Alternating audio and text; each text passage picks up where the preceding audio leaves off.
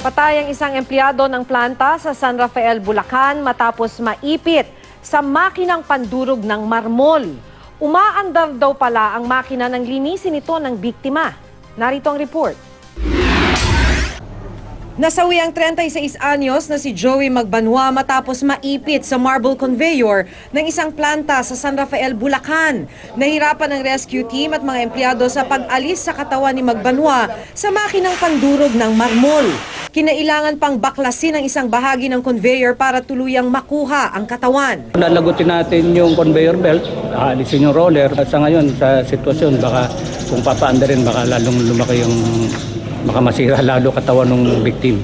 Base sa investigasyon, inutusan ng operator si Magbanwa na linisin ang makina.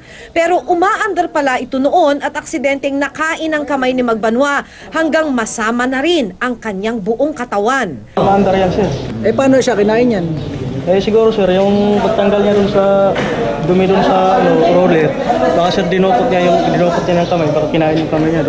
Labis naman ang paghihinagpis ng asawa ng biktima. Problema niya ngayon kung paano bubuhayin ang kanilang anak dahil ang mister lang daw niya ang kumakayod sa kanilang pamilya. Warak na talaga ang buhay ng tao. Kaya na hindi na may balik-balik yung buhay. Hirap na ang buhay namin, nangungupahan lang kami. Hindi makakain kami kapag hindi kumayod yung asawa ko. Hiling ng asawa ni Magbanwa sa may-ari ng planta, tulungan sila hanggang sa pagpapalibing. Wala pang pahayag ang may-ari ng planta. Patuloy ang investigasyon ng mga otoridad para matukoy kung sino ang dapat managot sa insidente.